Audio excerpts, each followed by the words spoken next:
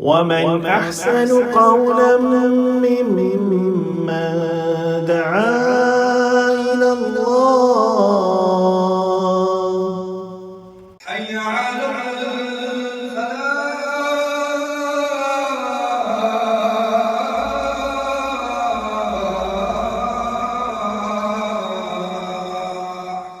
أعوذ بالله من الشيطان الرجيم. بسم الله الرحمن الرحيم. نحن نقص عليك نبأهم بالحق إنهم فتية آمنوا بربهم وزدناهم هدى. روا ترجمانی یوں ہوگی کہ ہم ان کا صحیح واقعہ آپ پر بیان فرما رہے ہیں. یہ چند نوجوان تھے جو اپنے رب پر ایمان لائے تھے اور ہم نے ان کی ہدایت میں بہت ترقی کر دی تھی، زیادتی فرما دی تھی. رب اشرح لی صدری ویسر لی امری واحلل عقدۃ من لسانی یفقہوا قولی. اصحاب کہف کے حوالے سے کل ہم نے بہت ساری چیزیں ذکر کی تھیں کہ اس کا جو جغرافیائی حدود ہیں اس میں اختلاف ہے، اس لیے کہ نبی کریم صلی اللہ علیہ وسلم سے اس کے حوالے سے کوئی ایسی بات علم میں نہیں. اس وجہ سے ہر کسی نے اس کو اپنے حساب سے اس کی جغرافیائی حدود جو ہے وہ متعین کی. مولانا ابوالکلام آزاد نے اپنی تفسیر ترجمان القرآن میں اسے پیٹرا جو کہ شام میں ہے، جسے بترا عربی میں کہا جاتا ہے، اسی شہر کو شہر رقیم قرار دیا ہے، اور اس کے قریب پہاڑ میں غار کے آثار بھی بتلائے ہیں، جس کے ساتھ کسی مسجد کی تعمیر کے آثار بھی بتائے جاتے ہیں. لیکن بعض احباب نے اس علاقے کو یا اس جگہ کو مناسب یا اس حوالے سے درست قرار نہیں دیا، اور اکثر محققین آثار قدیمہ نے اس سے انکار کیا ہے. جسے زیادہ تر مفسرین نے تسلیم کیا ہے وہ ہے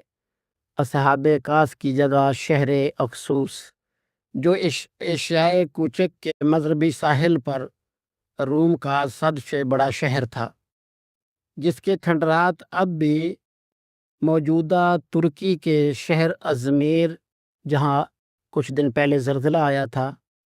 اس سے 20-25 کلومیٹر جنوب کی جانب اس کے آثار پائے جاتے ہیں. اور میں نے عرض کیا تھا کہ اردن میں بھی عمان کے قریب ایک سنسان جنگل میں ایک غار کا پتہ لگایا گیا، تو حکومت محکمہ آثار قدیمہ نے اس جگہ کھدائی کی، تو اس میں مٹی اور پتھروں کو ہٹانے کے بعد ہڈیوں اور پتھروں سے بھرے ہوئے 6 تابوت اور کچھ قبریں برآمد ہوئیں. تو یہاں کے لوگوں کا خیال تھا کہ یہ جگہ رقیم ہے جس کے پاس اصحاب کہف کا یہ غار ہے، واللہ عالم. لیکن زیادہ تر مفسرین نے ترکی کی اور شام کے یہ جو ساحل کا علاقہ ہے، یہاں افسوس نام کا جو بندرگاہ تھی، علاقہ تھا، اسے ہی اصحاب کہف کا غار اور اصحاب کہف کا علاقہ جو ہے وہ ذکر کیا ہے. حضرت قاضی ثناء اللہ پانی پتی صاحب نے ان کا واقعہ کچھ اس انداز سے لکھا ہے جو ہمارے لیے بڑا غور طلب ہے اس پر اگر غور کیا جائے تو، کہ اصحاب کہف جو ہے یہ بادشاہوں کی اولاد اور اپنی قوم کے سردار تھے. ان کی قوم جو ہے وہ بت پرست تھی. ایک دن ان کی قوم اپنے کسی مذہبی میلے کے لیے شہر سے باہر نکلی، جہاں ان کا سالانہ اجتماع وغیرہ ہوتا ہوگا. وہاں جا کر یہ لوگ اپنے بتوں کی پوجا پاٹ کرنے لگے اور ان کے لیے جانوروں کی قربانی وغیرہ دیتے تھے. ان کا بادشاہ ایک ظالم آدمی جس کا نام دقیانوس تھا، جو قوم کو اس بت پرستی پر مجبور کرتا تھا. ایک سال جب پوری قوم اس میلے میں جمع ہوئی تو یہ کچھ نوجوان بھی وہاں پہنچے اور وہاں اپنی قوم کی حرکتیں دیکھیں کہ اپنے ہی ہاتھوں سے ترائے ہوئے بتوں کو خدا سمجھے بیٹھے ہیں اور ان کی عبادت کر رہے ہیں اور ان کے لیے قربانیاں اور نذر و نیاز دے رہے ہیں. اس وقت اللہ تعالیٰ کی طرف سے ان کو یہ عقل سلیم عطا فرما دی گئی کہ قوم کی اس احمقانہ حرکت سے ان کو نفرت ہوئی اور انہوں نے عقل سے کام لیا تو ان کی سمجھ میں آ گیا اور اللہ کی طرف سے رہنمائی ہو گئی کہ یہ عبادت تو صرف اللہ کے لیے ہونی چاہیے، جس نے زمین و آسمان اور ساری مخلوقات کو پیدا کیا ہے۔ یہ چند نوجوانوں کے ذہن میں خیال آیا، تو اس طرح ہر نوجوان اس میلے سے ہٹ کر ایک طرف کو ہو کر ان کی اس عبادت اور احمقانہ کارروائی سے بچتے ہوئے ایک طرف ہو گیا۔ یوں سمجھیں کہ ایک شخص جو ہے وہ اس سے ہٹ کر دور کسی درخت کے نیچے جا بیٹھا، اسی طرح پھر اس کے پاس دوسرا شخص، پھر تیسرا، پھر چوتھا آ گیا اور درخت کے نیچے وہ جمع ہوتے رہے، لیکن وہ ایک دوسرے کو کوئی خاص جانتے پہچانتے نہیں تھے، اور نہ ہی اس بات کا کوئی یہاں ذکر ہے کہ وہ ایک دوسرے کے جاننے والے تھے، بلکہ حقیقت یہ ہے کہ اس تعلق نے ان کو جمع کر دیا تھا، یا اللہ تعالیٰ کی قدرت نے انہیں یہاں علیحدہ سے جمع کر دیا تھا۔ کیونکہ ہمارے ہاں اجتماعیت کا سبب یا تو قومیت ہوتی ہے یا جنسیت ہوتی ہے، مگر حقیقت یہ ہے جو صحیح بخاری شریف میں درج ہے کہ در حقیقت اتفاق اور اشتراک سب سے پہلے ارواح میں پیدا ہوتا ہے، اس کا اثر جو ہے عالم ابدان میں پڑتا ہے۔ جن روحوں کے درمیان ازل سے مناسبت اور اتفاق ہوتا ہے وہ باہم مربوط ہوتی ہیں اور ایک جماعت کی شکل اختیار کر لیتی ہیں، اور جن میں یہ مناسبت اور باہمی اتفاق نہ ہو وہاں ان میں علیحدگی ہی رہے گی، چاہے وہ ایک ہی جگہ تو کیوں نہ رہے۔ اب ذرا دیکھیے کہ کس طرح الگ الگ سارے لوگوں کے دل میں یہ خیال آیا اور کس طرح غیر شعوری طور پر ان سب کو ایک ہی جگہ پہ قدرت نے جمع کر دیا۔ اب یہ لوگ ایک جگہ جمع ہوئے تو ابتداً ہر بندہ دوسرے بندے سے اپنا عقیدہ چھپا رہا تھا کہ کہیں یہ جا کر بادشاہ کو ہماری مخبری نہ کر دے اور ہم گرفتار نہ ہو جائیں۔ کچھ دیر کے بعد ان میں سے ایک شخص بولا کہ بھائی ہم سب کے سب قوم سے علیحدہ ہو کر جو یہاں جمع ہوئے ہیں تو اس کا کوئی نہ کوئی سبب تو ضرور ہے، مناسب یہ ہے کہ ہم سب باہم ایک دوسرے کے خیال سے واقف ہو جائیں۔ اس پر دوسرا شخص بولا کہ میں نے اپنی قوم کو جس دین، جس مذہب، جس ملت پر اور جس عبادت میں مبتلا پایا ہے مجھے یقین ہے کہ یہ غلط ہے، یہ باطن ہے، یہ عبادت، یہ نظر و نیاز، یہ منت، یہ سجدہ، یہ قیام، یہ رکوع، یہ ساری کی ساری چیزیں تو اللہ کے لیے ہونی چاہیے، جس کا تخلیق کائنات میں کوئی شریک نہیں ہے۔ تو آہستہ آہستہ دوسروں کو بھی موقع مل گیا اور سب نے اپنے عقیدے کا اور اپنے خیال کا ایک دوسرے کے سامنے اظہار کیا۔ اس طرح جو ہے وہ ایک جماعت اور ایک دوسرے کے رفیق اور ایک دوسرے کے دوست ہو گئے، اور انہوں نے اپنے لیے ایک عبادت گاہ بنا لی جس میں جمع ہو کر وہ اللہ وحدہ لا شریک کی عبادت کرنے لگے۔ ہمارے ہاں لوگوں کو ایک بہت بڑی بیماری ہے، وہ ہے انفرادیت کی۔ وہ انفرادیت یہ کہ جی میں اپنے اوپر کسی جماعت کا ٹھپا نہیں لگوانا چاہتا جی، حالانکہ اگر ہم غور کریں تو اسلام جو ہے وہ انفرادی نہیں اجتماعیت کا نظام ہے، اجتماعیت کا دین ہے۔ انفرادی شخص اگر کوئی یہ کہتا ہے کہ میں انفرادی طور پر مسلمان ہوں، یہ میرا کسی اور سے کوئی تعلق نہیں، تو حقیقت یہ ہے کہ وہ گمراہ ہے، وہ حق پر نہیں ہے، اسے حق تلاش کرنا چاہیے۔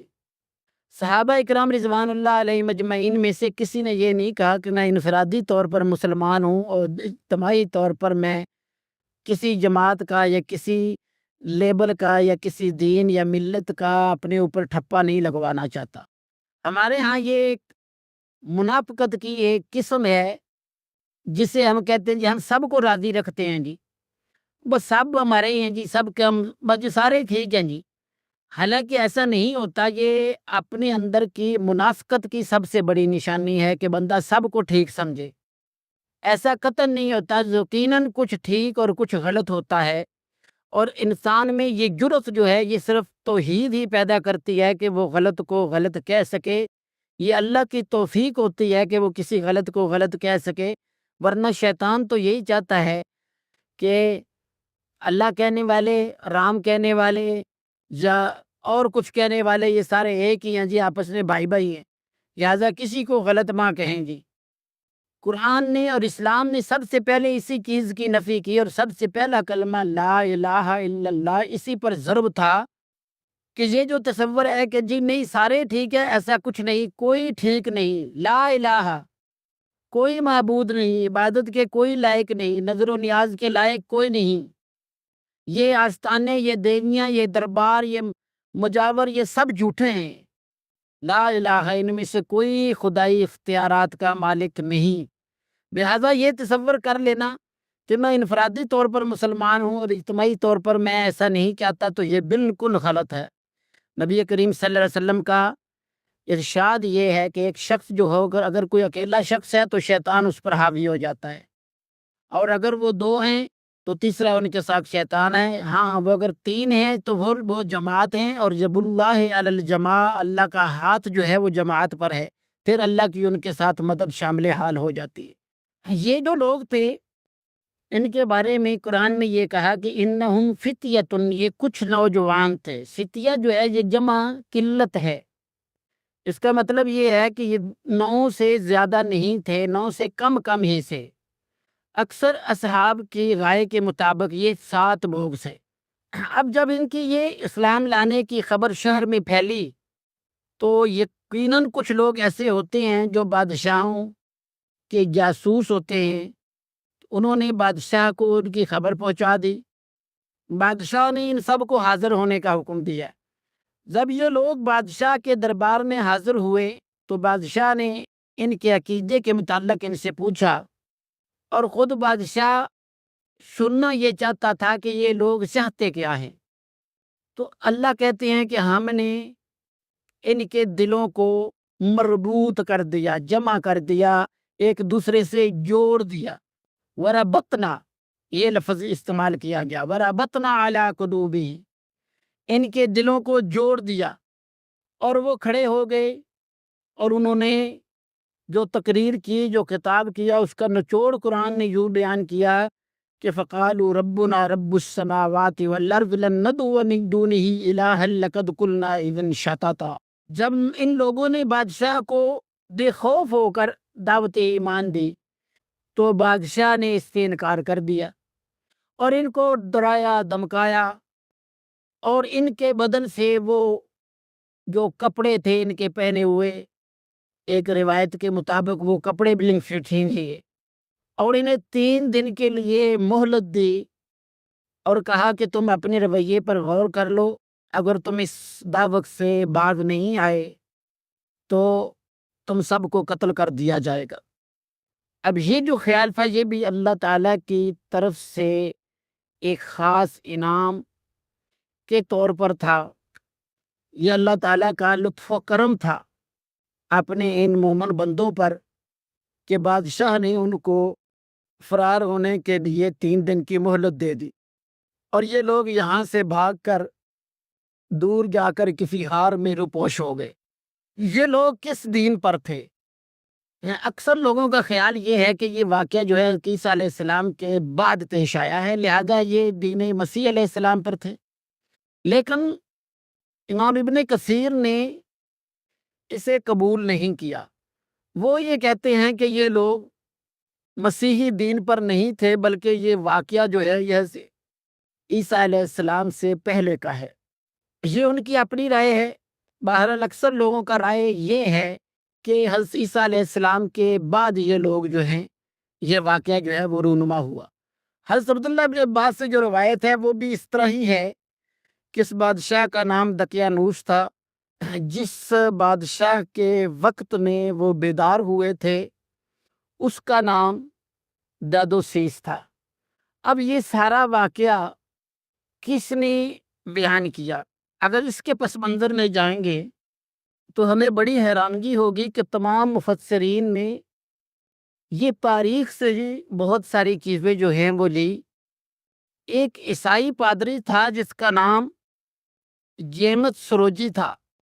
اور وہ شخص جو ہے وہ اصحاب کہف کی وفات کے کچھ سال بعد ہی پیدا ہوا، اور اس نے تقریباً سن 474 عیسوی کے لگ بھگ یہ تاریخ مرتب کی، جس میں اس نے پوری تفصیل کے ساتھ یہ واقعہ اصحاب کہف جو ہے وہ لکھا۔ اور ابتدائی دور کے جتنے بھی مفسرین تھے جیسے ابن جریر، طبری وغیرہ، ان سب نے یہ واقعہ اسی سے ہی نقل کیا۔ اسی طرح یہ اس کی جو لکھی ہوئی چیز تھی، جب یہ یورپ پہنچی تو یونان اور لاطینی زبان میں بھی اس کے ترجمے ہوئے، تو وہاں بھی جو کتابیں موجود ہیں ان میں بھی یہ واقعہ اسی طرح ہی اسی ماخذ سے ہی ملا ہوا ہے، یعنی اسی شخص کی لکھی ہوئی ہی ساری چیزیں ہر طرف موجود ہیں۔ نہ قرآن میں اس سے زیادہ کچھ ذکر ہے، نہ کسی حدیث میں، اور نہ کسی صحابی کی طرف سے۔ جتنے بھی واقعات ہیں وہ سارے سنے سنائے ہیں یا اس شخص کی لکھی ہوئی اس چیز سے ہیں، اور مفسرین نے جو چیزیں لکھی ہیں وہ بالکل وہی ہیں جو یونان میں یا یورپ کے کسی اور جگہ پہ لائبریریوں میں جو چیزیں اصحاب کہف کے حوالے سے لکھی ہوئی ہیں، بالکل وہ ایک دوسرے سے ملتی جلتی ہیں۔ اور اس شہر کا نام شہر افسوس بھی، جو ایشیائے کوچک کے مغربی ساحل یعنی ترکی اور سوریہ وغیرہ کا جو ساحل تھا، اس میں کوئی شہر تھا جو بڑا اس وقت مشہور تھا اور بڑی بندرگاہ تھی۔ آج کل اس کے آثار جو ہیں وہ ازمیر سے کوئی 25-30 کلومیٹر کے فاصلے پر ملتے ہیں۔ تو بالکل وہی نام بادشاہوں کے اور وہی اس علاقے کا نام، اور اسی طرح واقعے نے اس کتے کا ذکر، یہ ساری چیزیں ان کے ہاں بھی اسی طرح ہیں اور ہمارے یہاں مفسرین نے بھی وہاں سے ہی لی ہیں۔ یہاں اللہ رب العزت اس واقعے کو جب شروع فرماتے ہیں تو اس انداز سے کہ نحن نقص علیک نبأہم بالحق، ہم آپ پر یہ واقعہ بیان فرما رہے ہیں، اور یہ واقعہ بالکل صحیح صحیح حق کے ساتھ ہم آپ پر بیان فرما رہے ہیں۔ انہم فتیۃ آمنوا، یہ چند ایک نوجوان تھے جو آمنوا بربہم، اپنے رب پر ایمان لائے، وزدناہم ہدی، اور ہم نے ان کو ہدایت میں زیادتی عطا فرمائی، ترقی دی، یعنی ان کی رہنمائی فرمائی۔ انشاءاللہ باقی کا ذکر کل ہوگا۔ سبحانک اللہم و بحمدک، نشہد ان لا الہ الا انت، نستغفرک و نتوب الیک۔ حي على